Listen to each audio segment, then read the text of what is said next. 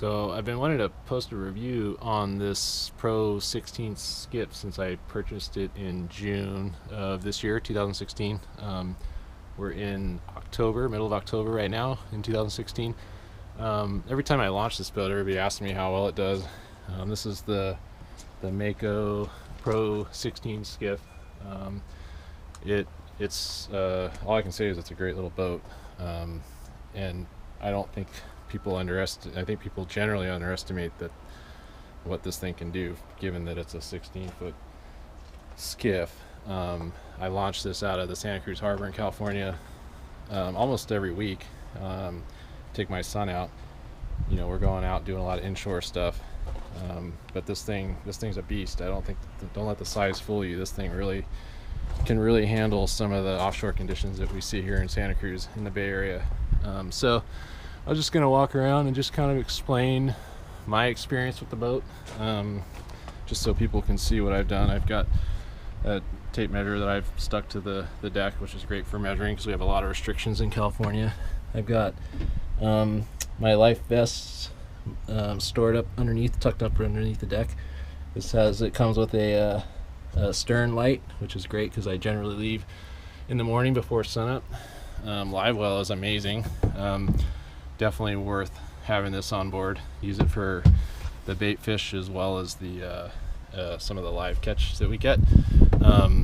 One thing that I did notice about the live well is there's a feature on the dash that has an auto function and an all on function. Well, when it's in the auto function, it's supposed to come on at a set interval. Well, what I learned is that it drains too fast. For the auto function, it ends up drying out. So I actually made a special plug that goes in there that restricts the drainage, so it's kind of calibrated with the timing on the pump. I'm not really sure if there's a better way to fix it, but that was the fix that I did. I didn't really dive into it and see if there was if there's like a set time I can change on the pump or not. But basic controls: you got your bilge pump, aerator, horn, which is required to have for this size. You got power supply here for cell phone or whatnot. I use this for my VHF radio since I'm going offshore. You got your power switch, your lights here, and your ignition. Pretty basic. I've got a battery that I've riveted inside of a little box underneath the center console that powers the fish finder that I have set up. It's a Simrad Go 7 XSE. It's a great fish finder. If you're looking for a fish finder, I highly recommend it. I mounted this little guy on here just to put my VHF radio, and I store my plug in there just so I don't end up losing it. What else we got here? You got your fuel tank. I think it's like 6.5 gallons. I carry a spare 1 gallon there. Battery, it's fastened down. The rear deck, I added these Scotty fish holders. These are great because I generally sit in the back and work on the work off the back. I'm driving the boat and trying to manage 2 poles, so it gets a little bit crazy. And this is the transducer for the fish finder right there. You can see the size of that one for the Go 7 XSE Simrad. It's a pretty big size, but man, that thing has really made life a lot easier when it comes to spotting structures under the surface. Here's the pickup for the aerator for the live well. I actually drilled a few extra holes in here because I found that it was having a hard time sucking water in sometimes. I think it gets like airlocked. So I drilled a few extra holes in the top here and a couple on the side just to help, because it was just underneath the bottom there. So I added that. I'm gonna stop for a sec because there's a garbage truck going by. Okay, sorry, the garbage truck was going by. I didn't know if you'll be able to hear me or not. Like I said, I got dual rod holders, one on each side, because I tend to got my hands full between tying leaders and baiting hooks and whatnot. It's got the built-in rod holders here, which is really nice. There's another one on the other side. I wish there was maybe a couple more between the gaff, the net, and I carry generally about 6 holes, actually 7. So I don't have enough rod holders between all the items, so I kind of use these back ones a little bit more for that reason. That's why I added them. throw pillow there, which is required by U.S. Coast Guard for this size vessel. Nice giant cooler, which is amazing. I don't really use this as a cooler. I use it more for just storing like sweaters and lunch and kind of just this general things that you bring on board. It's got a nice drain plug there, so if you ever did fill it, it would be pretty easy to drain, and it comes out fairly easy. You just undo these straps and the whole thing it comes up. But it's a great place to sit when you're driving the boat. There's the tachometer there. That's pretty much the only gauge on the boat. What else is there? Got the lights, which was nice to have. Like I said, I usually launch before sunup, so having the lights and that light that's mounted under the deck here, it actually gets plugged into the back of the boat right into this little port. Super easy to do, super quick, easy to stow. There's an extra little drain here for water when it fills up. There's a little access pod here to access here, but you can also access it just by crawling underneath the back deck. I've actually never used that. I generally just lay underneath here. I take the cooler out anytime I need to get under there, like routing the wire for the transducer, which is not a fun thing to do, but it's actually pretty doable if you're a do-it-yourselfer. Got the 40 horse Mercury 4-stroke. It's got the hydraulic, I don't know what they call it, the thing that lifts it up and down. There's also a switch on the throttle that allows you to do that right here. I won't do it because it's strapped down right now. There's a kill switch here if you choose to connect this to yourself, so if you fell off the boat would automatically shut off. So it's basically a power supply switch. Got the rest of the boat. You got the trailer, pretty basic. Got the tie down straps here that hold the back down. Pretty easy to do, pretty easy to take off. There's this that holds the outboard in place when you're towing. It's just a bungee cord with a aluminum bar to a pin. Pretty simple, nothing too fancy there. The front of the trailer is pretty standard. You got the winch, got the safety cable right there to be able to, in case the winch fails. But that's pretty much it. It's a mighty little boat. I'm actually going to be selling it because it's a little too small for the family. I got this as a starter boat, not realizing that we were going to get completely hooked, and so now we're looking at upgrading because the size of my family, we can't fit everybody on this boat, and everybody wants to go. But for 2 people, this boat's amazing, and it really handles the ocean swells really nicely. You'll see at the back half of this video, I have footage of it being used from launch to when we return to the dock. So all around, it's an amazing boat. Very happy with it. Wish I could keep it as a second boat for doing some of the small river stuff and maybe some lake stuff, but can't afford to have 2, so I'm just going to get something a little bigger that accommodates the family. But there you have it. That's kind of it for now. If I think of anything else, I'll add to it. Kind of walking around right now just to see if there's anything else, but I don't really see anything. There's the I guess where you would run your transducer cable, which is what I did. That pops out in the back. That was actually something that I didn't see anybody post anything about, was how to run your own transducer cable. Well, there's a corresponding little, I don't know if you can see it under there, but essentially there's a tunnel that you can fish a wire through, and it comes out right there, and then it just goes up through a hole that I drilled at the top. I don't know if you can see in there, but then the cables just come out here. Pretty simple. If you're a do-it-yourselfer, I highly recommend it. Just use a electrician's wire tape to fish that through, and it's a little bit of finessing and finagling and a couple of curse words, and you'll eventually get it. I struggled with it a couple times. I actually did it twice because in the video you'll see there was a hook 4X, I think, and then I upgraded to the Simrad. So anyway, that's my review. That's the boat, and you know, it's my first review, so I'm sure I'll get a lot of shitty comments at the bottom, but go for it. Doesn't offend me. But for those of you that actually pay attention, hopefully this is helpful. So thanks.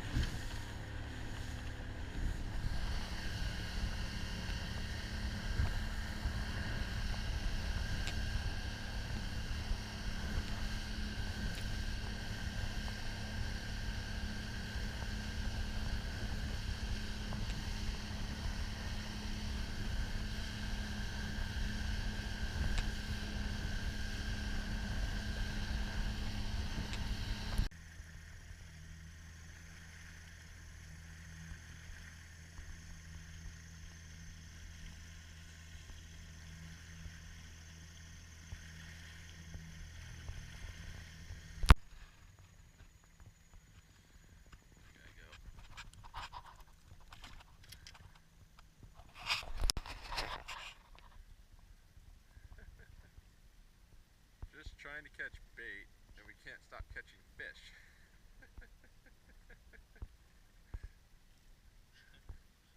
There's two. We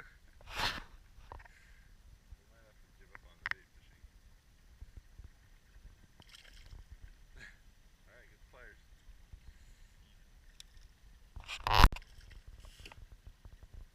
Get one up.